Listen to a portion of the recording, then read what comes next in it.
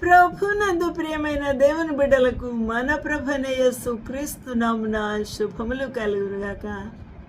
ఈ యొక్క దినమందు దేవుని యొక్క వాక్య ధ్యానం కొరకు పరిశుద్ధ బైబిల్ గ్రంథం నుండి ప్రకటన గ్రంథము 1వ అధ్యాయము కొన్ని వచనాలు ధ్యానం చేయడానికి ప్రభు మనకు సహాయం చేయుగాక. యోహాను ఆసియాలో ఉన్న 7 సంఘములకు శుభమని చెప్పి వ్రాయినది. ఆసియాలో 7 సంఘాలు ఉన్నాయి. ఆ సంఘాలను ఉద్దేశించి వ్రాస్తూ ఉన్నాడు. ఆ సంఘాల పేర్లు మనము కింది వచనంలో చూడవచ్చు. ఈ సంఘాల పేర్లు ప్రకటన గ్రంథము 1:11లో మనము చూడవచ్చు. జీవజల ఊటలు by doctor Swapna online ministries నుంచి వెలువడుతున్న ఈ యొక్క వాక్య ధ్యానము మన జీవితంలోకి ప్రభు ఆశీర్వాదకరంగా ఉంచునుగాక. ఆమేన్. యోహాను భక్తునికి ప్రభు ఇలాగూ తెలియచేశాడు, నువ్వు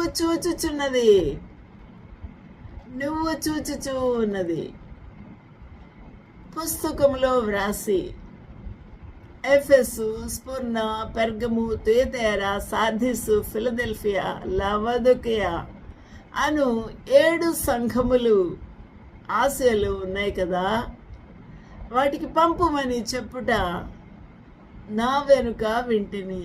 ఎవరు విన్నారు? యోహాను భక్తుడు విన్నాడు. అది ప్రభు దినము. ప్రకటన 1:10 ప్రకారము అది ప్రభు దినము. ప్రభు దినము అనగా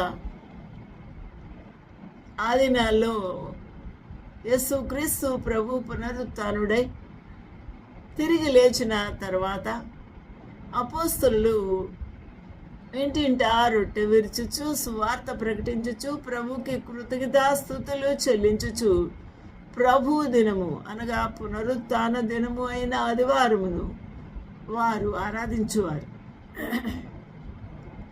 ప్రభు దినమందు ఆత్మవశుడనై ఉండగా అక్కడ ఆత్మవశుడు అయిపోయి ఉన్నాడు. ఎక్కడ? పద్మాసు ద్వీపములో. ఈ వచనాన్ని మనము చూస్తే